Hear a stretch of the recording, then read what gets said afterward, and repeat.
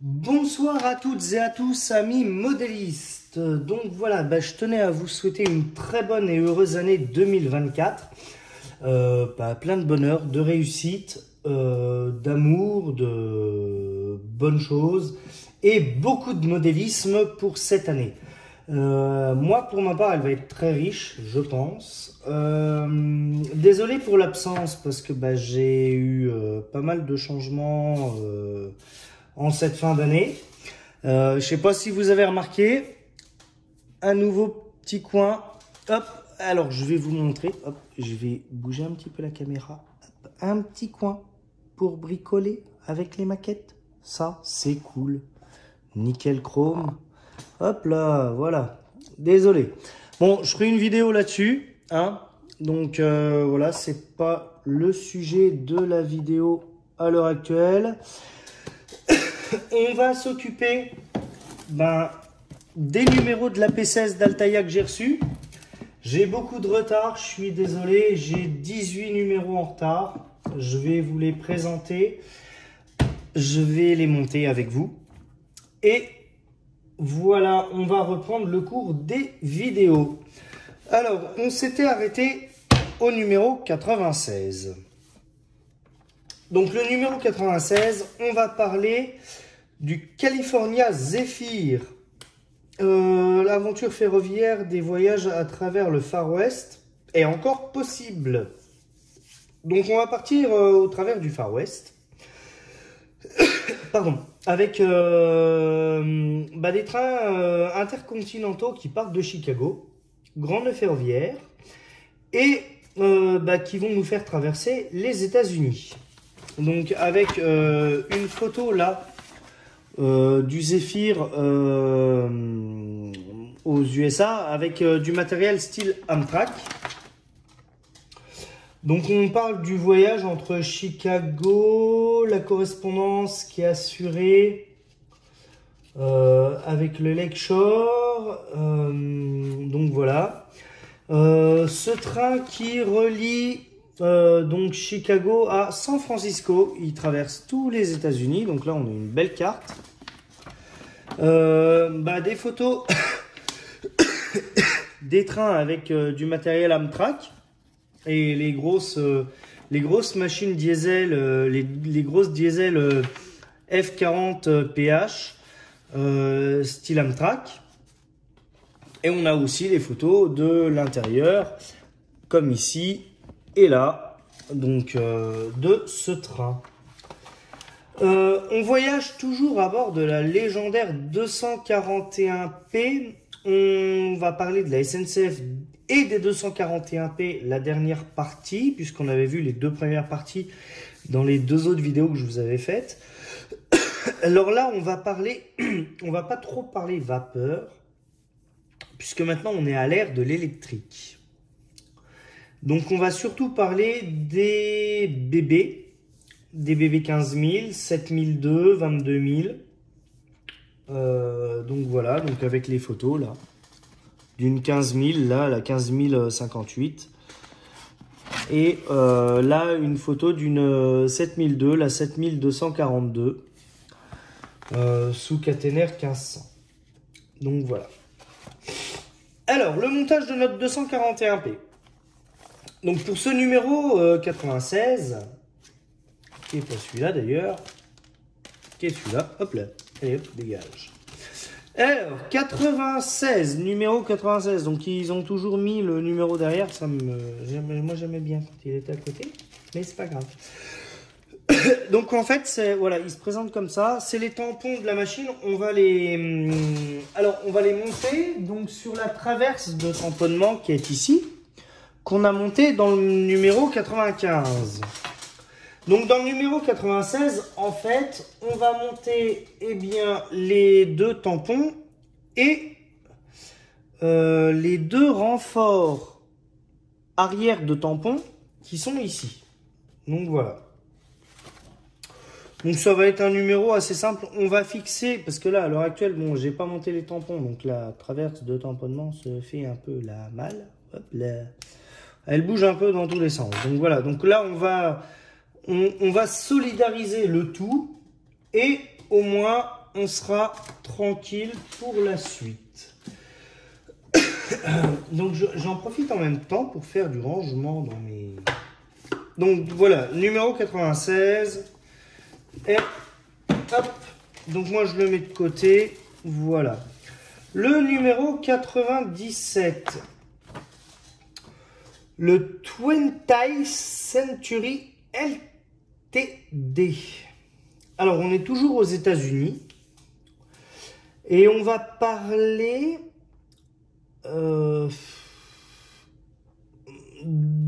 en gros, pour simplifier le truc, de l'Orient Express américain. Voilà. Le 20th Century LTD est un train américain le plus célèbre, le plus respecté. Donc c'est grosso modo notre Orient Express à nous. Voilà. Avec des belles machines, des voitures grand luxe qui faisaient des grands parcours et que les célébrités américaines ont côtoyé. Donc voilà, un train qui apparemment, nous dit-on, valait 10 millions de dollars. Bon, bah écoutez, il rapportait 10 millions de dollars. Le train avait beaucoup de succès. Les voitures, donc là on a une photo d'une voiture restaurant qui est ici, qui est très jolie d'ailleurs. Donc c'est en fait l'Orient Express outre-Atlantique de nos confrères américains. Donc voilà pour ce dommage qu'il n'y ait pas de... Donc l'article est très bien fait avec les photos. Dommage qu'on n'ait pas de carte qui nous permettait de voir la ligne que couvrait ce train-là. Bon, enfin bref. À bord de la légendaire 241P, nous allons parler des rapides lourds. Donc les rapides lourds étaient les trains de voyageurs assez conséquents qui roulaient à 120 km/h, si ce n'est plus, à l'époque de la vapeur, parce qu'on avait certaines machines à la SNCF qui étaient aptes à rouler à 120 km/h, voire même 130 ou 140. Donc qui étaient capables de tracter des rapides très lourds, des trains de voyageurs. Donc les rapides, les trains de voyageurs très lourds, qui étaient des trains directs entre les grandes métropoles. Donc voilà. Donc là, qui s'apparentait au TGV de l'époque. Donc voilà. Alors, pour ce numéro 97, nous allons en fait monter, donc le 97, le voici. Mais on va finir de monter la traverse de tamponnement. Donc on va monter le crochet de traction, la chape, les demi-accouplements de frein et tout ça. Donc voilà, toutes les pièces sont ici. Donc voilà pour ce numéro 97. Le numéro 98. On revient en France et on va parler du Mistral, ce train reliant Paris à Marseille en passant par Lyon. Le fameux Mistral, un train très stylé, très OP à l'époque. On va dire que c'était le TGV de l'époque. Ça a été le précurseur du TGV. Donc avec des photos du Mistral avec une CC 7700. Très jolie photo d'ailleurs.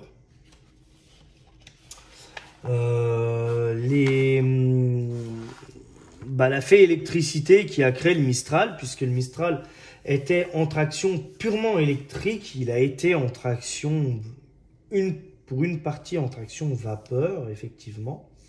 Mais voilà, et une belle photo d'une CC, de la CC 7149, au départ de la gare de Lyon, en tête du Mistral. Donc voilà. Donc le trajet du Mistral quotidien de chaque sens est presque de 9 heures. Aujourd'hui, les TGV ont réduit ce temps à 3 heures de trajet. Donc on est passé de 9 heures avec notre fameux Mistral de l'époque, de 1950, où maintenant on ne met plus que 3 heures en TGV. Donc voilà. Toujours à bord de la légendaire 241P, on va parler des trains interrégionaux. Donc ce qu'on surnommait souvent les trains à lettres, mais c'était les trains longs et lourds, mais qui s'arrêtaient un petit peu partout dans toutes les gares, les omnibus de maintenant. Donc voilà, avec une carte des trains lettres, dit des trains lettres de 1955, qui est ici. Donc voilà. On continue donc le montage de notre P avec le numéro 98 qui se présente comme ceci, voilà. Où là on va monter en fait, on va finir de monter la traverse de tamponnement. Et on va fixer le tout sur le tender ainsi que les premières portes, les 2 portes de coffre du tender. Donc on a, je ne sais pas si vous vous rappelez, mais on a hop, notre tender qui est ici. Là il manque les portes de coffre et la traverse de tamponnement. On va fixer tout ce petit monde dessus. Donc voilà, je le remets en haut moi. Hop, comme ça il est bien à plat et il n'est pas abîmé. Donc voilà pour le numéro 98 que l'on va monter. Le numéro 99. Alors, nous allons partir chez les Anglais et on va parler du Darjeeling. Excusez-moi pour mon accent anglais. Je suis pas très... le Darjeeling, c'est même pas en Angleterre, c'est en Inde d'ailleurs, puisque c'est un réseau de l'Inde. Puisque là, on a une carte. Je vais revoir ma géographie, moi, dans pas longtemps. Là, la carte du réseau de l'Inde. Donc voilà. Elle est le sommet mondial en matière d'ouvrages d'art et de construction de lignes. Le Darjeeling Himalayan Railway. 82 km de voies de 60 cm d'écartement, accrochées sur les flancs de montagne de l'Himalaya, avec des pentes de 40 pour 1000. Donc c'est un train très pentu. La ligne du thé, la compagnie du Darjeeling, est fondée en 1879 par Franklin Prestage, avec pour but de construire un chemin de fer en voie de 61 cm de pied pour l'exploitation du thé. Et on a de très belles compositions de trains avec des photos de machines à vapeur qui sont très jolies.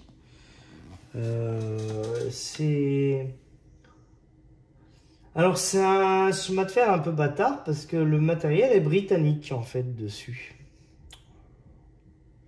Bon, écoutez, pourquoi pas. C'est un style. Donc on parle des hommes et des équipes qui travaillent sur ce train. C'est un train qui est classé à partir de 1999 au patrimoine mondial de l'UNESCO. Donc c'est un train classé maintenant, à l'heure actuelle. Bon, très bien. Très bonne nouvelle. On continue à bord de la légendaire 241P. On va parler de nos voitures de la CIWL, nos fameuses voitures Pullman, qui sont dans la composition du train bleu, de l'Orient Express et nos très belles voitures. Voilà. Alors, soit bleu nuit avec les bandeaux blancs, soit marron chocolat, comme on pouvait les voir sur la Flèche du Nord, derrière les Pacifiques d'André Chaplin. On continue le montage de notre 241P avec le numéro 99.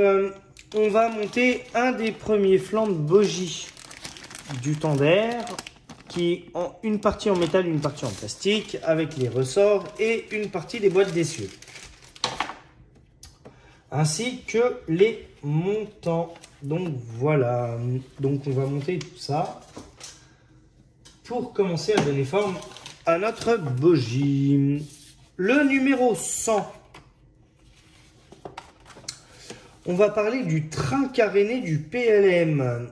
Peu connu du grand public, ce train a tenté de promouvoir l'image de marque du PLM en essayant de battre déjà des records de vitesse du fait du carénage. Et il a eu un déclin dans les années 30. Voilà, avec les photos des locomotives à vapeur type 221 carénées. Alors moi, je vous avoue que des machines à vapeur carénées comme ça, je suis vraiment pas fan. Je trouve ça d'une horreur pas possible. Je préfère voir nos machines à vapeur avec leur forme et leur bielle et tout ça, et le tout caréné pour gagner de la vitesse. Je trouve ça horrible. Donc c'est un article que je n'ai pas très apprécié parce que des machines à vapeur carénées, j'ai horreur de ça. Je trouve ça immonde. Ça ressemble à rien. Un gros cigare fumant et bon, après, c'est mon point de vue, hein. Peut-être que certains aiment, mais je n'apprécie pas ce truc-là. Donc bon, enfin bref. Je vais passer outre parce que ça me... Bon, voilà. On va parler des voitures PLM, des voitures OSEM, pardon. Avec une voiture OSEM 9 compartiments. Les voitures OSEM ont été des grandes familles de voitures au niveau de la SNCF et d'autres compagnies, PLM, État et tout ça, qui ont fait beaucoup de bien et qui étaient très bien agencées. Donc, le numéro 100, donc le dernier montant du bogie, enfin un des deux derniers montants du bogie. Pour le fixer, la partie d'en face, donc la partie droite, là on a fixé la partie gauche, on va fixer la partie droite.